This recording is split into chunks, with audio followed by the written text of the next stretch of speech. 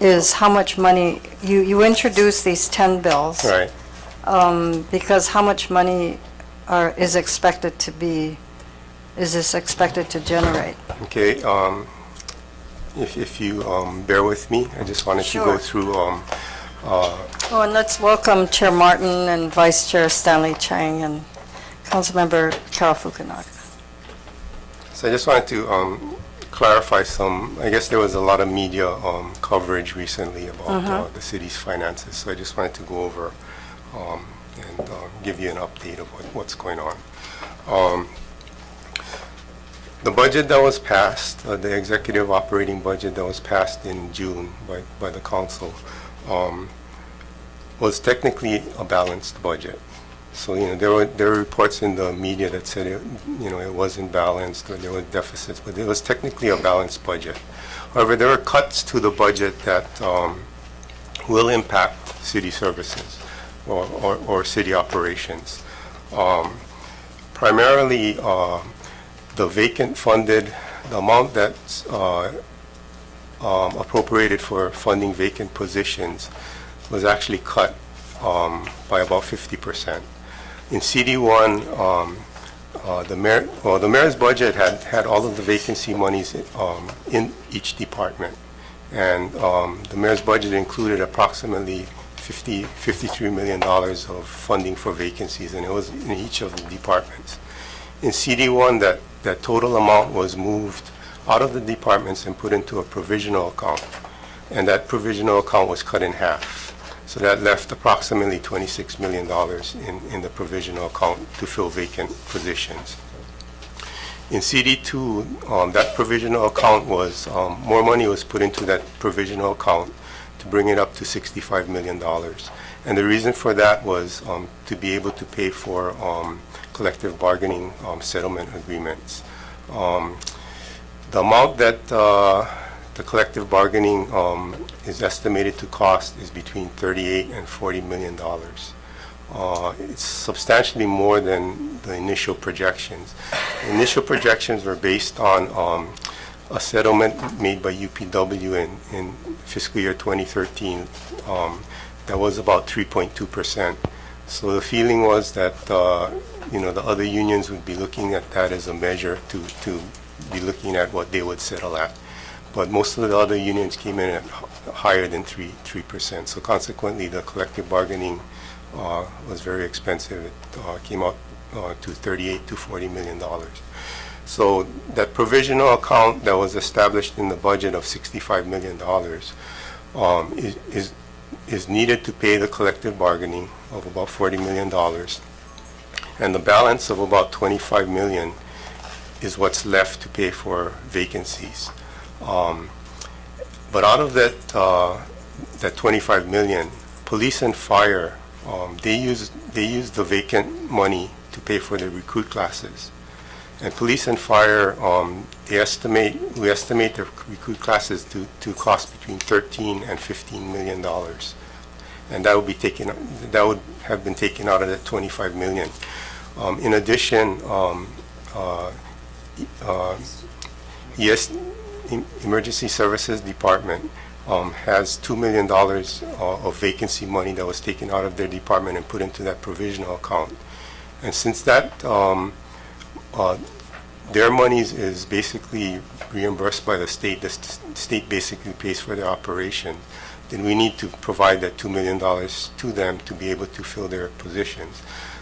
So what happens is there's between $8 and $10 million remaining in the provisional account to pay for to fill vacant positions for the rest of the city, and we don't think that's enough money. And so what we did was we took a proactive. This is early in the year. This is only the second month of the year, and so we've been meeting with the departments starting in July, and looking at the amount of money that we had in the budget, how much the vacant monies were cut, and how much was available, and discussed with all of the departments their priorities and their operations, and worked with them to come up with cuts to be able to live within this budget. And each department did come up with cuts. And I guess the mandate was that we wanted to make sure that we continue to provide core services to the taxpayers, and that we minimize the impact to the public. So I just wanted to go over some of the cuts.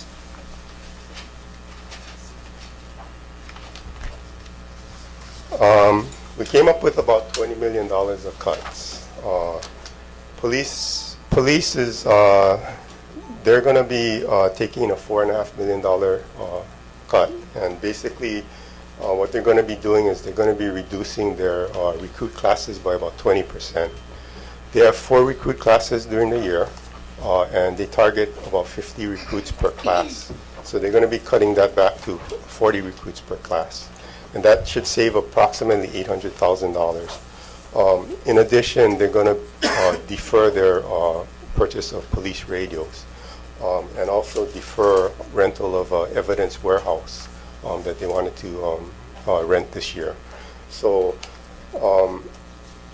various cuts that they made resulted in $4.5 million, and that's about 2% of their budget.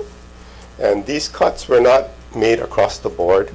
They were based on priorities and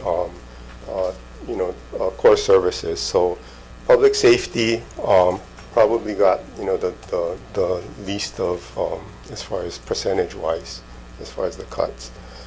Fire, similar to police, they're going to be reducing the size of the recruit class and also deferring when or postponing when the recruit class starts to be able to meet some of the restrictions that are imposed. Customer service,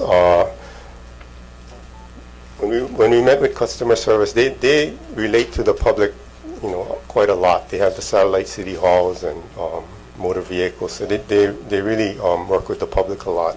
So we didn't want to impact the public as much as possible. So we told them to look and see if they can cut their administrative costs instead of cutting, costs that affect the public.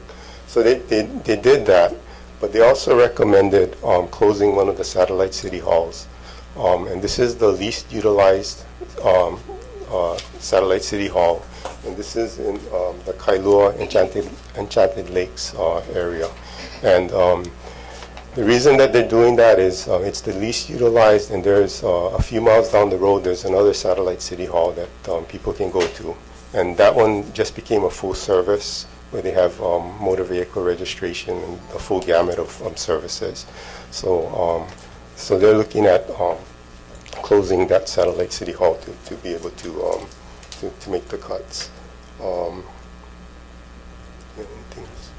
So are you going to go over all the cuts while we're discussing the economy of the city?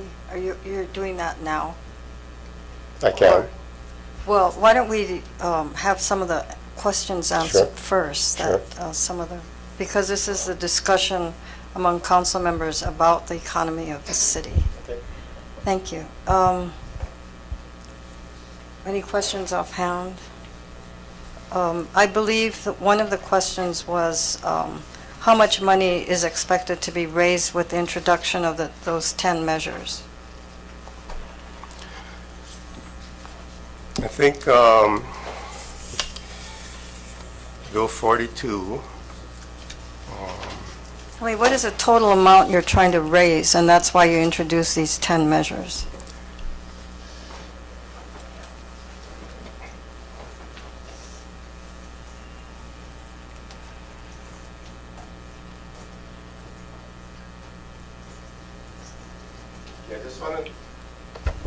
I just want to make a, this is very early in the year. So this is for discussion purposes only, but these are estimates that were prepared, and they can change during the year. But at this point in time, we're projecting expenses to, and this particular chart is for general and highway fund only.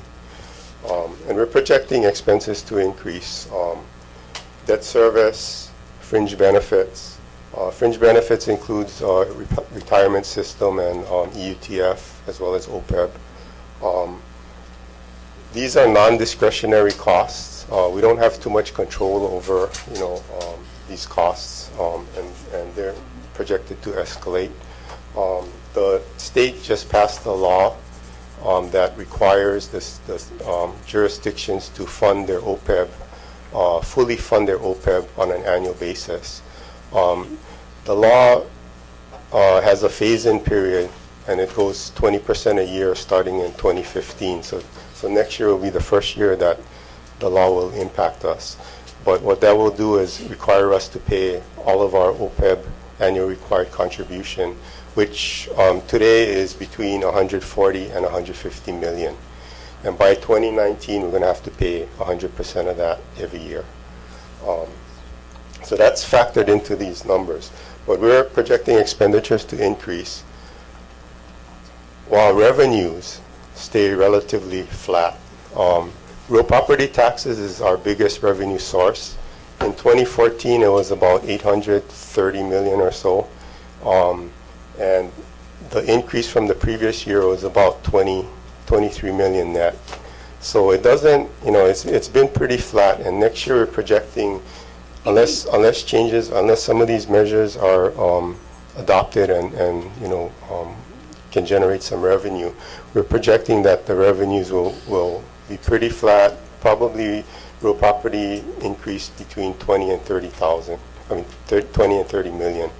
So in the grand scheme of things, 20 and 30 million is not too much. So right now, and again, this is early in the year, these are projections, but right now we're projecting a deficit or a gap, not a deficit, but a gap of about 150 million. So that's why you introduced these 10 bills, because you want to raise the 150 million. Well, that's part of it. Okay. When you sent in the mayor's budget this past year, weren't those expenditures reflected in the budget? These for 15? All of those, yeah. Well, the 14 Right. expenditures. Right. Right, They were reflected in the mayor's budget. right. Okay. And you knew future costs, such as the OPEB monies, the health benefit monies. You knew all that was coming, We did not know. because I the think legislature had been planning on it.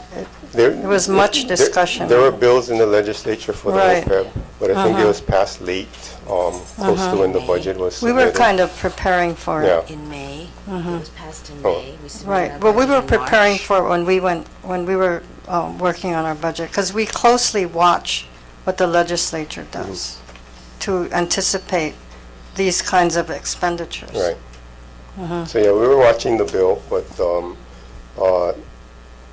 and we were hoping that it wouldn't pass, but it Right. did. Yes.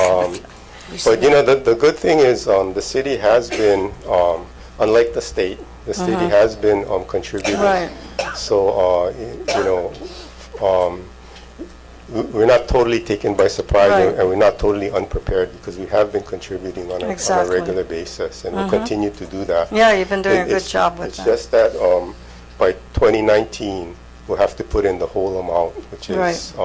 and it escalates. So, right now it's about 140 to 150 million annual contribution, and by 2019, we're not sure what it's going to be, but, probably will be higher, and we'll have to fund that whole amount. If we don't, then the state takes the TAT and whatever other revenues they provide to us to make up the shortfall.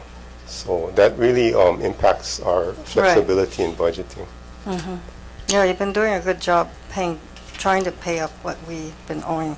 So what was the past year's budgetary lapse as far as general fund monies? The projection, the amount that was included in the budget for general fund was 117 million, and for highway fund it was 20-something million. I don't know the exact number. And that's that's pretty consistent with prior years. So, Can you explain, now I understand why the media reported that we sent over an unbalanced budget. It's the way you describe things, it's the words you use, it's the way you talk about the funded, the vacant funded position monies, which is the same monies, whether it was in the department or moved to a fund, it was the same amount. But the way you talk about it, it's like we cut it in half. And that's why I guess the media has that impression that we sent back an unbalanced budget. No, the budget. But we did not. We sent back a balanced Right. budget. The budget was balanced. And we don't understand this 26 million shortfall. Well, the thing is, collective bargaining needed to be paid. And vacant funded was used to help pay for the collective Which you would bargaining. have done if it were in the Which we departments. probably would have done. This administration strongly believes that the departments should be managed by the department managers. And consequently, when we submitted the budget, we put all the money for the department in the department, and expecting that the department manager would be responsible for managing their own budget. So the collective bargaining was supposed to have been taken care of by the department, within the department, based on whatever budget they had. So whatever they had to do to pay collective bargaining, whatever cuts they had to make, they would decide, and that's how we would have proceeded. And what ended up is something very similar, in that we worked with the departments to decide how they're going to operate going forward with the limited amount of money they had. And so, bottom line is, it came up pretty similar to what it would have been. And we are giving the department managers the opportunity to work with their budget and do their core services that they need to do. Because, so where did this 26 million shortfall, how did that develop? Where did it come from? That's it's basically the funded vacancy money. Okay, because the mayor's budget included 53 million, and we ended up with about 26 approximately that can be used to fill vacant positions. The same monies were moved over. Well, The yes. same amount. That's, But you keep calling it something else, which makes it sound like we cut your vacant funded monies, which we did not. We put it into a fund for more accountability. you put it into a centralized fund, but what is available in that centralized fund is only approximately 26 million to fill vacant positions. The other, that provisional account has 65 million, and out of that 65 million, 40 million needs to go to pay for collective bargaining, because collective bargaining is coming up to that amount. And whether that money was in the departments or in this fund, it's the same monies, it's the same Right. amount. So we still have a hard time trying to figure out the shortfall. Oh, it's a shortfall in that. Because you make it sound like, we cut the money and that's why there's a shortfall 2 months into a new fiscal year. Like I said, if the money was left in the department, they would still need to cover their collective bargaining, and they would still need to adjust their operations to be able to do that. So what monies would they use for the increases? Whatever. The vacant funded monies, right? Well, not necessarily. They had other monies? Well, it's left up to the department, so they could use their vacant funded, they could use their current expense, whatever monies that they could move the monies around within the department to be able to cover those costs. So it was just left. I mean, that's why we moved the vacant funded into a fund, so that the public would know how that money was being spent. Otherwise, the public has no idea how that money is being spent. Well, We did it for transparency and accountability. Sure. So are there any other questions yes, Councilmember Pine. Your projected gap of 156 million, does that include, after you pay off, give the money to EMS, does that include the 8 to 10 million on hand plus your 20 million? Or does that not subtract that yet? 20 million, you projected 20 million cuts, and there's also 8 to 10 million But on hand left the over. 20 million cuts are for this fiscal year. Okay. This projection is for next fiscal year, Af- 2015. Including continued cuts that the departments will make. This is just projected expenditures for 2015. It doesn't include cuts. It's Okay. based on a projection of what we feel the departments will need in 2015. Oh, okay, thank you. Any further questions? Chair Martin? Just general questions, really. Either one of you can answer. But I think as you go through the overview today, if you can follow up and provide the details in writing, that would be helpful, I think, for the members as we contemplate where all of these cuts are coming. And more so, I think that so we have a firm understanding as we go out and provide this information to our constituents, that we can also prepare them for where some of these cuts will occur. But in general, I know you mentioned about, and public safety is always a concern, I think, for everyone, regards to the recruit classes being reduced in the number of recruits for each particular class. But I just wanted a clarification. When you refer to the recruit class, are we referring to the number of officers who actually graduate from the recruit class, or just those that are recruited? So when you say reduce from 50 to 40, is that 40 officers that will graduate at the end of the class? These are, Chair, Chief Nakagawa is here if you want to direct those questions to him, if that would be okay. Because I know I've attended graduation ceremonies, and I know there's not 50 recruits who make them that far, because I know it's a very rigorous program. Yes.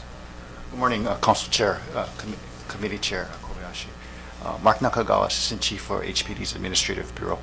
Those cuts that were discussed by Director Koyanagi pertain to the higher amounts. We anticipated hiring 4 classes of 50 recruits at the start, and of course there's a prorata drop off. Right. At So- the end of the recruit period, how many are actually commissioned as officers? Normally, a graduating class. There is some variation, but if we're hiring a class of 50, we're hoping to get in the high 30s to low 40s graduating. Okay. There's about a 20, that's about the regular attrition rate. So what's the lowest amount of recruits that ever graduated from a class of 50, based on what you can remember? I know it's impossible to have all the figures. Yeah, there's substantial variation for different reasons. I guess in recent times, to give you an example, the last 3 classes, we hired classes of 54, 39, and 35, with attrition rates of about 23%, 15%, and 17%. So, like I say, there is variation from class to class for various reasons. Of but- course. And I know some of them are beyond the control of the department. Yes. But I think as part of the reduction in the number of recruits, is one of the strategies for the department that is being contemplated is to try to minimize the attrition rate, so we can Yes. maximize the number of recruits. Absolutely. We don't like to, in theory, we wouldn't want to see any type of attrition, because there's so much background work and screening that goes in Right. prior just to the date of hire. But, the reality hits when they're in the academy, and some people find that it's not for them. Sure. Some people find that the physical or the academics are a little bit more rigorous than they anticipated. However, we do try to put a substantial amount of effort to and extra training to try to get as many recruits to graduate as we can. Okay, thank you. That's the only question I had. I had just another Sure. general question. I know as we've met with the mayor, and I think as the mayor has mentioned many a times, I think one of the reasons that have been attributed to some of the constraints that we face in with regards to the budget is that the negotiated or mediated settlement for HPD was greater than expected. I'll let them finish conversing first. I'm sorry. I'm so sorry. No, that's okay. But I know the mayor had made mention to the fact that it was greater than anticipated. But maybe this is more for Nelson, because I know managing director wasn't involved when previous contracts were settled with regards to all public safety unions. Now, isn't it true with regards to SHOPO and the fire unions that their settlements has always been higher than the rest of our public employee bargaining units? That's correct. So, that's one of the difficulties I guess I struggle with, is when you say it was unanticipated. I think we should have anticipated that it was more than likely, and I know fire still has to come in, so I know we have to prepare for that it was more than likely that SHOPO was going to get a more favorable settlement than some of the other employee unions, public employee unions, because historically that has been the trend. Isn't that true? I mean, this is a true or false question. Is this on? Thank you. Sorry. It is true that they have come in higher, at least that's what I've been told. I wasn't here, but Right. HR has told me that they have been higher. In terms of the amount, I thought it was like 65% increase over the last 10 years or something. And so that's true. In terms of their base pay, it has been higher. What was unexpected were the extras, the standard of conduct. We did not expect that to go up so dramatically. And then there's the other one, firearm? Firearms. Firearm. We did not expect that to go up. And what we didn't expect was a combination of step and across the board. Well, let me ask you this then. I know when you assumed your responsibilities as managing director and the mayor was sworn in, I know the process already been initiated between SHOPO and the city. But let me ask you, were you or the mayor fully advised as to what SHOPO were asking for Yes. with regards? So Yes. you knew, Yes. and I'm sure they wasn't awarded Yes. everything they asked for. Oh, just On about. the higher end. Just But- about. So you knew what the higher end was? We were, but, Chair, we can only make our own projections based upon what we think should have been a reasonable approach by the arbitrator. And we were hopeful that because, as I'm told, we put on a relatively aggressive defense in terms of the city's financial picture during the arbitration. We were the only county to do so, and the other counties did not. That we weren't optimistic that we would come out really well, but we were optimistic that we would have made a better and a stronger dent in convincing the arbitrator about the state of our finances. And we were also hoping that the arbitrator would take into consideration the fact that our other employees, our non-police and non-fire employees, had not received salary increases for a number of years and had taken, furlough days and the 5% cutbacks and things like that. And that would be an issue that would be under consideration by the arbitrator. We were extremely disappointed that in his ruling and his comments, he virtually disregarded the city's position. If I had to do it over again, I would do it differently, obviously, but that was not my call at the time. Well, I think we all would, on not just that matter, but other matters as well. But I guess, I can appreciate the fact that the city put an aggressive argument. But I think equally compelling was the fact that, SHOPO as well as fire have always been favorably looked upon on this particular issue. So I think from the city's perspective, in hindsight, as you had mentioned, in hindsight, we should have budgeted on the higher side, expecting that with the probability that they may have prevailed given their historical record. This is just my contention. Well, Chair, woulda, coulda, shouldas, Monday morning quarterbacking is always okay, but the council could have also done that as well. And it isn't just the mayor's position and what we did with the budget. So I would appreciate a collaborative view on this. I don't think that the blame is entirely shifted to the administration in putting this together. Well, I don't think this is a matter of blaming the other. When you make statements that the budget is technically balanced, that's, to to me, trying to circumvent the issue. The budget is either balanced or it's not. There's no such thing as technically balanced. It's either balanced or it's not. It's in Right? balance. Okay. It's in balance. So you cannot come out here and say that not, don't be defensive when you make statements to that effect that it's technically balanced. It is balanced or it's not balanced. I mean, that's the bottom line, right? I mean, you cannot have it both ways. I mean, that's just my point, right? Let me ask you this question as we go over the bills, because I'm not going to be able to stay for the whole meeting. But I know on the a lot of these bills that recommending removing some of the exemptions or placing a percentage on the exemptions itself, not giving 100%, a total exemption, 90%, 80%, whatever we decide to contemplate. Was that also balanced against raising the minimum tax? Did you guys consider if we were to raise the minimum tax, what would be the net effect? For every $100, let's say we raise the minimum tax, what would be the rate of return to the city? Because, to me, in terms of equity, I would prefer we apply this across all those who are receiving exemptions rather than just a select few. Is there something, do you know, Nelson, if we raised it by $100, how much more revenue we would receive as opposed to, let's say the bills pass at 90%. How much, what would be the difference between the two?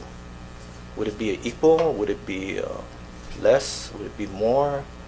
I think that would be helpful as we contemplate, because I don't think we've raised the minimum tax since I've been on the council. I think it's presently at 300. But I think for all the groups that I've met with that are facing removal of the exemptions or adjusting the exemptions itself, I mean, none of them have said we're not willing to pay our fair share. But it's just the concern is that we're going to take the drastic approach. So for me, I mean, if you can, you don't have to send it to me now. I mean, leave it up to the budget chair.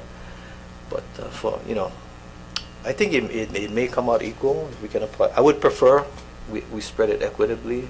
And in light of that philosophy, I mean, I cannot see myself supporting some of these bills any further, such as the credit union bill and the other bills that will be similarly affected, as well as the timeshare itself. Chair, that's just my position. I mean, you can provide that at a later date. Okay. Okay, thank you. Thank you, Chair.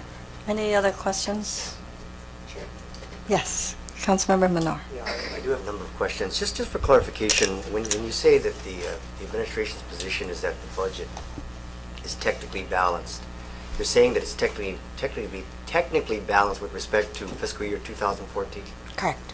Okay, which means that for fiscal year 2014, the amount of revenues that the city will be collecting will be adequate to cover the expenditures of the city during that fiscal period.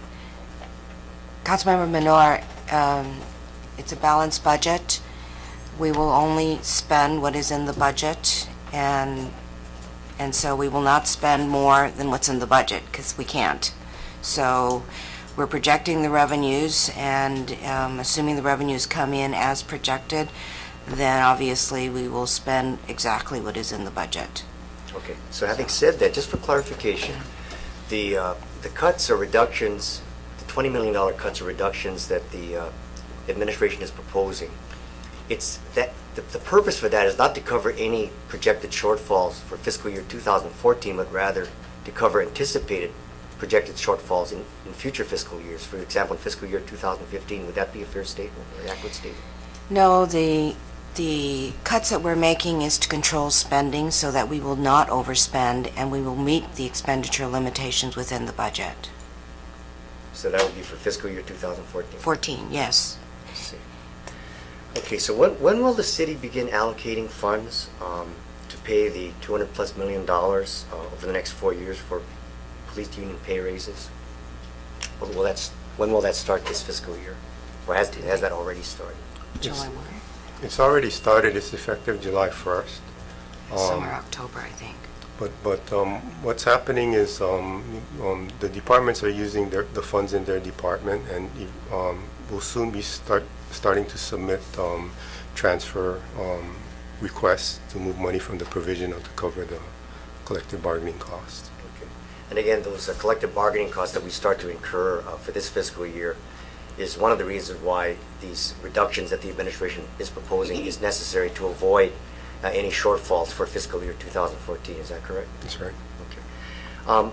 Since Olelo is televising this, I think as we talk about budget expenditures or reductions, that what the public is concerned about is in real life, real world terms, how these reductions will impact the community in terms of the important services that they need. So I wanted to go over just a few areas and tell me the extent to which, or tell us or inform us as to the extent to which these particular areas will see reductions and could impact the community negatively.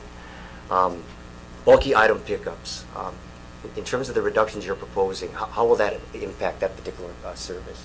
May we ask Director Kahikina to address that?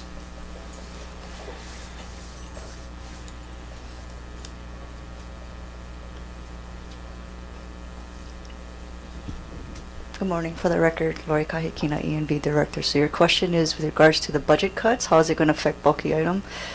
Actually, the cuts that was more on our CIP side for our front end loaders, but for our bulky, the salaries is also what's going to affect us. You know, if we cannot fill those positions, right now I have about three bulky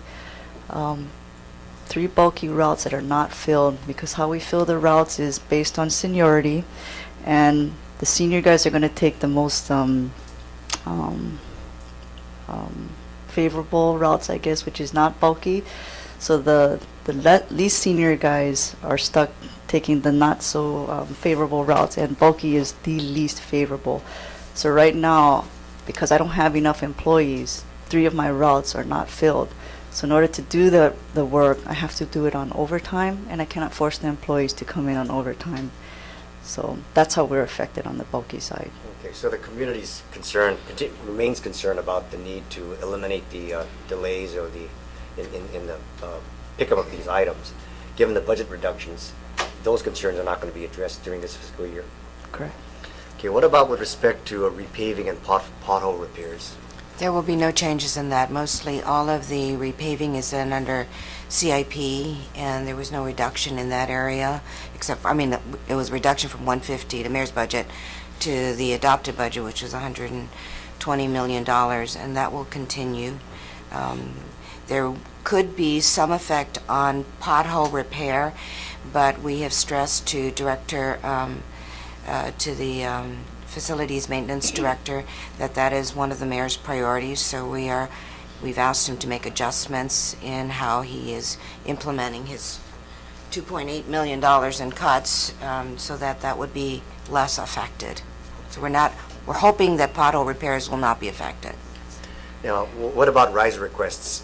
As you know, one of the important concerns and responsibilities of city council members is to, on a regular basis, contact the appropriate departments with respect to constituents' requests for assistance to do certain improvements that are needed in the community, such as repairing broken fences, putting up new signage, repairing sidewalks, cutting overgrown trees, so on and so forth. Would these riser requests be impacted in any way by the budget cuts? That is difficult to respond to, and actually that's a very good question. Thank you for asking that question. Riser requests are handled administratively. They're handled through my office, and they're forwarded down to each department to respond accordingly, and that is a pure administrative services. To the extent that we have asked our departments to cut more on administration and less on direct services to the public, it's possible that it could be affected, but we're hopeful that it won't be. Are there, apart from the areas that I mentioned, are there any other core services that could be negatively impacted because of the budget cuts? Yes, we're anticipating a 25% reduction in recreation programs as a result of this. Fire, the recruit class for fire is expected to be reduced. Let's see, I think we already talked about the Satellite City Hall. We expect to reduce services in tree trimming. We expect there'll be delays in repair of our vehicles. We will have some reductions in ocean safety in our lifeguard program. And we are still working out our bus services issue. We're hopeful that we can work within our budget because we did restore the additional lines. And those are pretty much the more critical core services. And one final question. Sure. I share Chair Martin's concern about the impact this might have on on law enforcement. So I wanted to ask a question of the representative Chief. from the HPD.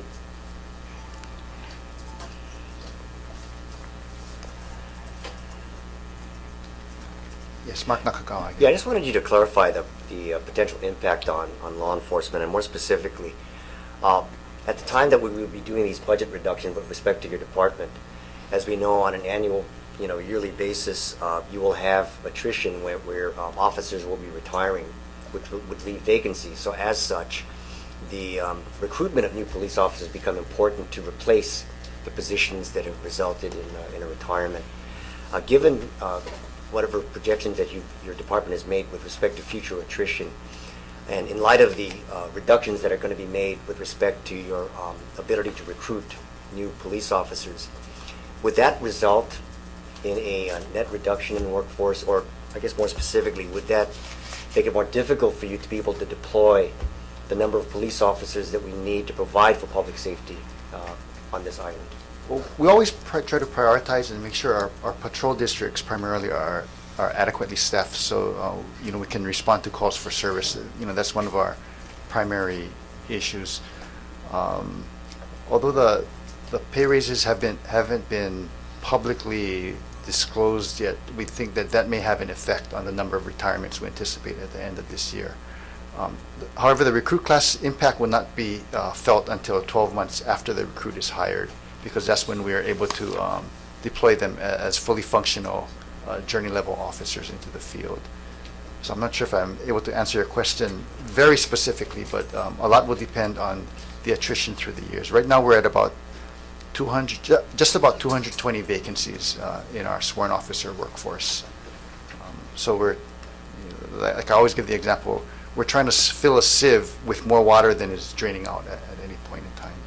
So I'm not sure if that helps answer your question. That's fine. Okay, thank you. Oh, while you're there, but some of the officers now will have to you'll be doing the animal control services, because even though the department had a lapse in monies, they could not afford the 800,000 more that was requested by the Humane Society. So now those services that were cut from the Humane Society will have to be taken over by the police department. That's what I was told. So how are you going to have all of the officers do all of these duties if you don't have the adequate amount of officers in the first place? Yeah, certainly. In fact, we're just having some discussion on the matter this morning.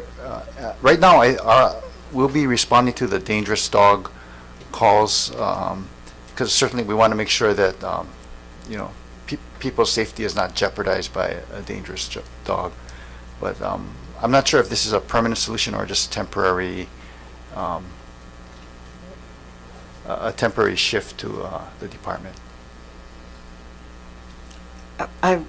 It's the administration's call. So in the short term, yes, it will affect be. our resources to some degree. Although it will take more resource for us. Especially barking dogs, I think. You have to sit in front of the house for so many minutes. Yes, our ability to 20 address minutes, I believe. the more peripheral or the lighter issues may be limited, because we certainly, even in the field, the officers are always prioritizing which calls they're responding to. Okay. Thank you. Any further questions for Chief? Go ahead. Just wanted to clarify, because we started this conversation with 2014 and then we went into 2015. So just for clarification, so for 2014, your department projects a $20 million shortfall, which is why you're making the $20 million in cuts, correct? Like I had mentioned, the vacant funded money that is available is much less than we need to operate. And so we need to make adjustments within the departments, which is what we did, and that's the $20 million. Okay. And so for 2015, you project a $156 million shortfall or gap. And does that include the estimated property and tax increase of revenues of 20 to 30 million? Mm-hmm. Yes, it does. So after that increase is taken, we're still going to have 156 Right, million that we need to find. and like I said, this is for discussion purposes only. It's very early in the year. Things can change, but just to give you, a glimpse of what could happen. Okay, thank you. Yes, Councilmember Harimoto. Thank you. I did want to follow up with the chief for another Oh. question. Sorry, Chief, are you Here still he here? comes. Thank you, Madam Chair. I'm sorry, I thought I was done. Not yet. I wanted to follow up on the earlier questioning from Councilmember Manoar. So I was going to ask the same questions about the long-term impact to the reduction in the recruit class. Very concerned about that. So you responded earlier that you try to do make sure that the districts are adequately staffed. Yes. But I just wanted to ask you a question about adequately versus fully, and I know you're never fully staffed. You mentioned that you have about 220 vacancies. Correct. But potentially, with the continued retirements and then your reduction in the recruit class, I mean, won't we get into a deeper deficit? I think the worst case scenario was in the early 90s when there was like a 5% incentive for, I think all employees under ERS to retire. It took us like 10 years to catch up because I think we had over 200 retirements that year. Right now, our average annual retirement attrition is about 50 or so, 50, it ranges between 50 and 60.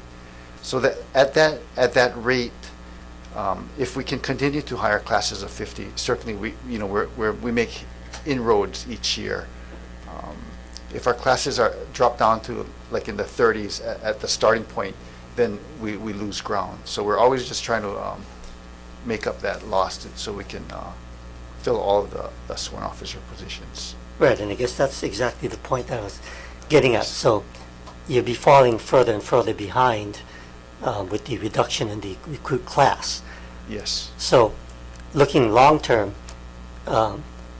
if we just reduce the recruit class for 1 year, maybe that's not so bad. But looking longer term, it looks like we're chasing after more and more money. So if this reduction in the recruit class continues into the next fiscal year, into the following year, we're going to be in a serious position.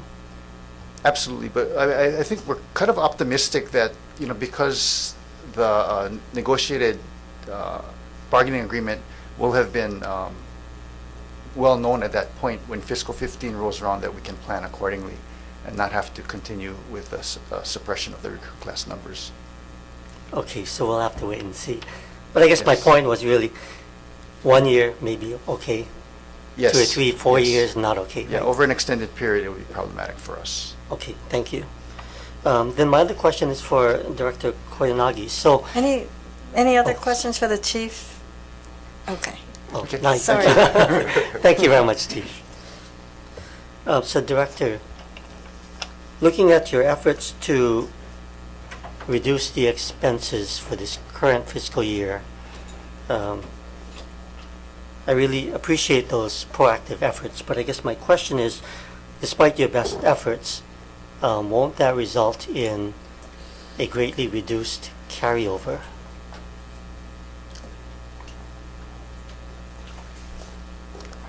Yes. Okay. The vacant funded money is part of the budget, and it was 53 million initially. So the amount of money that remains is about half of that for filling vacant positions. The collective bargaining money will be spent on collective bargaining in 14. So there will be less to be carried over. So in order to,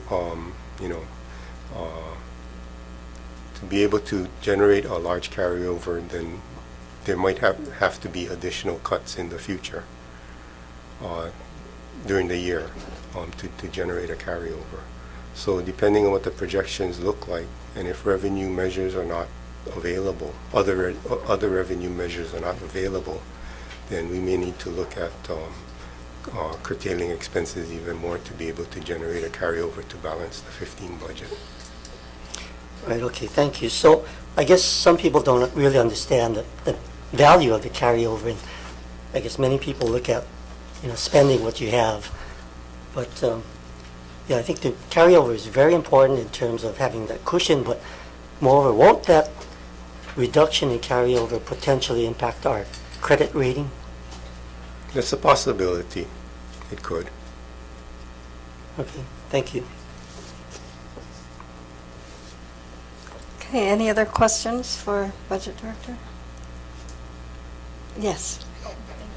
Councilmember Fukunaga. Okay, in kind of relating the shortfall and this year's current budget cuts to the revenue package that is before the council, in the bills that were introduced by the administration, you had, say, roughly 10 bills. It's now a much smaller number.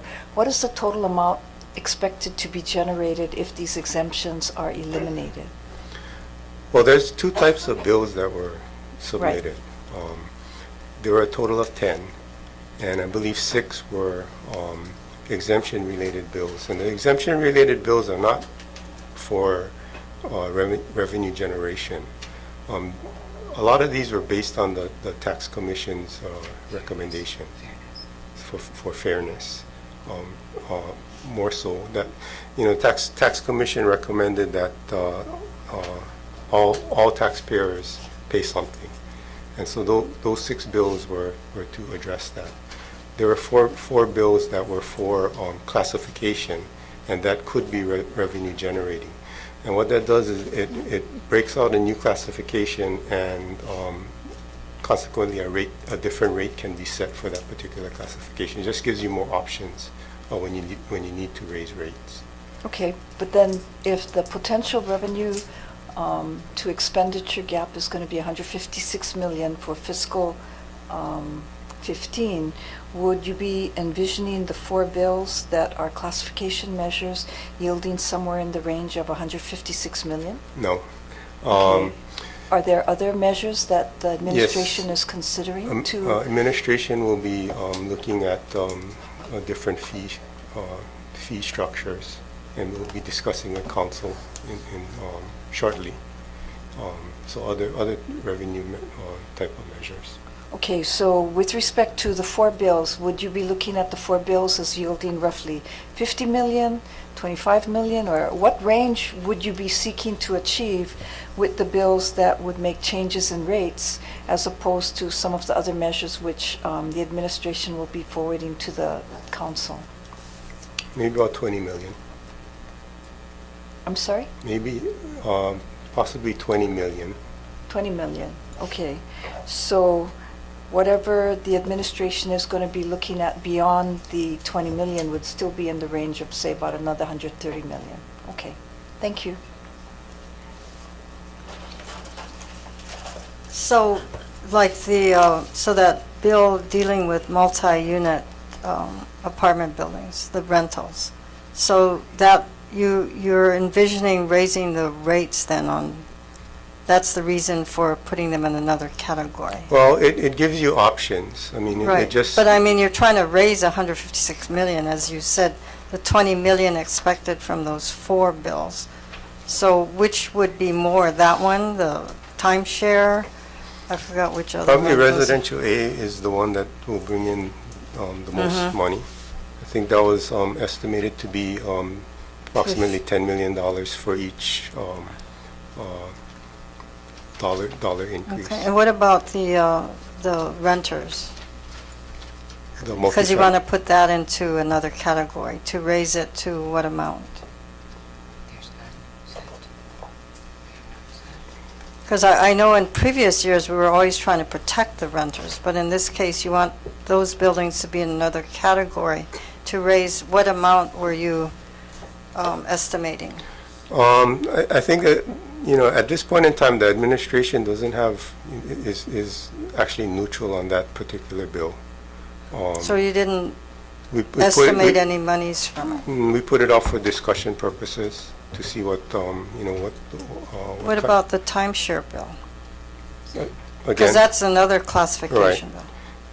So what amount did you expect to generate from that, from putting it in another category?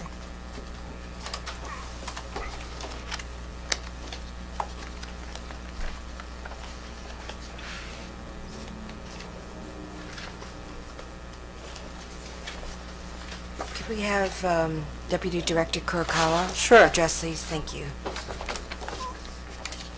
So for the timeshare, for each dollar increase, that would be about a $2 million increase for each dollar. That's what you are expecting. That was So that's the amount that's the reason for putting a separate class so that you could increase it to raise 2 million. well, that was I'm just throwing out, if Right, the rate right. was increased a dollar, that's It what, would bring in 2 million. $2 million. Okay. Yes.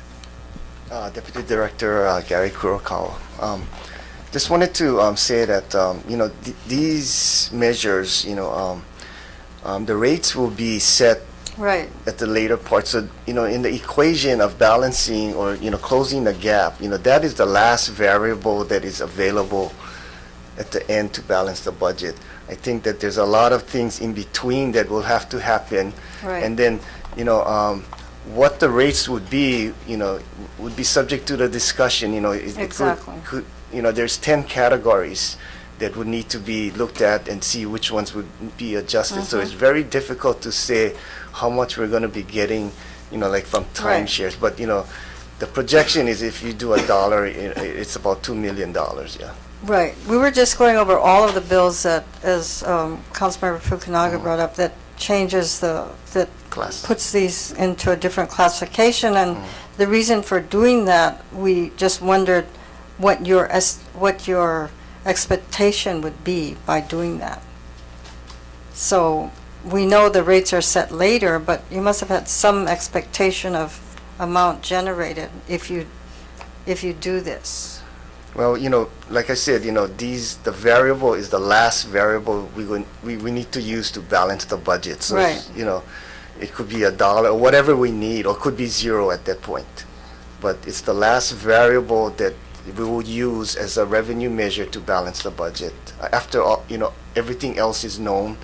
As the budget, the last reading, the resolution for tax rates will be passed in June. Right. And again, like I said, it's the last variable. So it could be zero or could be whatever we need, right? And it has to be a very comprehensive look at that time. Councilmember Fukunaga. I guess the question arises in the context of what the policy implications are.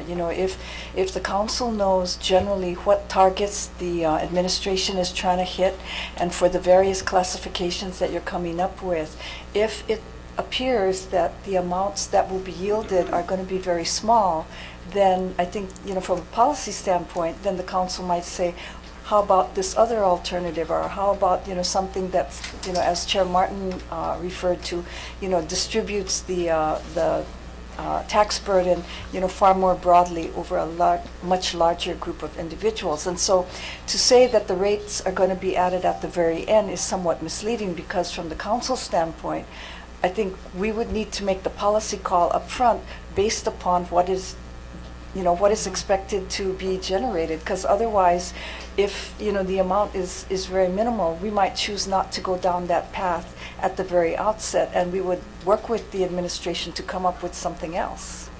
So I think from, the council standpoint, we would want to know at the very front end, what is expected to be resulting from each of the specific recommendations. May I respond? Sure.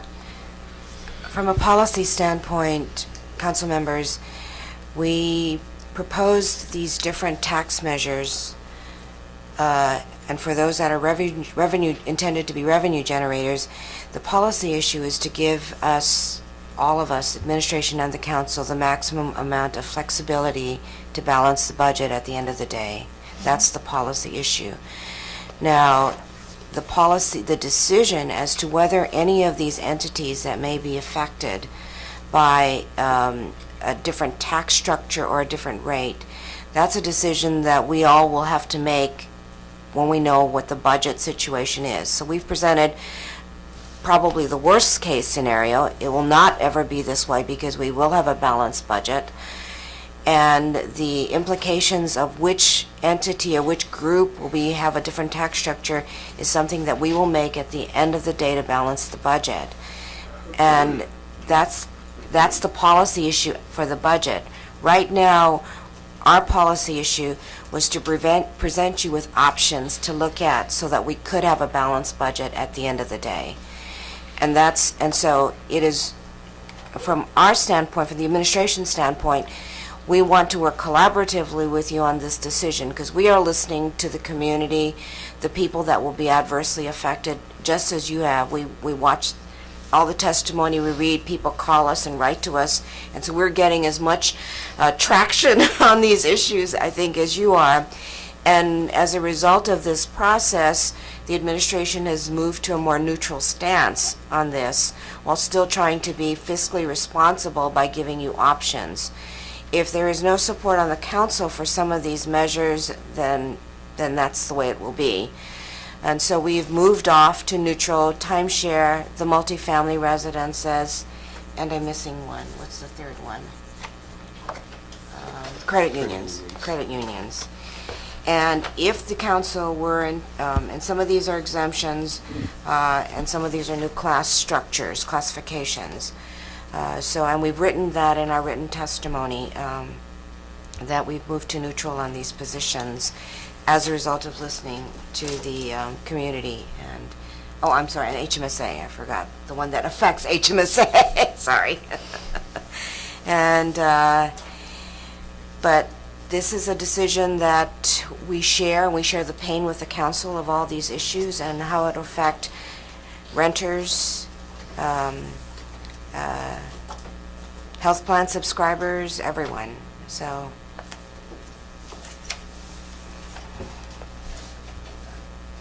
Finished? I'm done. Okay. Thank you. Councilmember Manahan? Just as a follow-up, I would like to, I think the points made by Councilmember Fukunaga was very important, knowing the how much we're trying to raise up front, just so we have an idea, or, so we can prioritize the decisions of these 10 proposals. But you did say that these proposals are to provide us options. Are these the only options that the council has, or are there a combination of options looking at fees, structures, looking at cuts, and combination revenue enhancements? Or, is this it for the council, 10 bills? Well, rate setting will be done also to balance the budget for our existing classification. That's our residential property rates, our commercial, agriculture, and hotels. And so that will be down the line as we look at that. And so they could be revenue generators as well, but that's not an issue for us today to decide because those are classifications that are already established. But that is certainly the other options for revenue enhancements. We're going to be looking at cuts every single day, and certainly by the end of the year, fiscal year, we're going to be looking at probably at more cuts. Okay, but in terms of revenue enhancements, would these be would these revenue enhancements, these 10 bills, generate the most revenue for us at this point in time, and then maybe the next set of proposals would generate less revenue, or could the next set of proposals generate even more revenue for us? Because that would certainly make an impact on my decision based on these 10 bills. That's a fair question. We will be coming up with fee proposals, and it is highly unlikely that the fee proposals will generate $156 million. pretty much the generation of revenue to balance our budget, assuming we have a $156 million gap, which I don't think is it's real, it's possible, but it's the worst case scenario.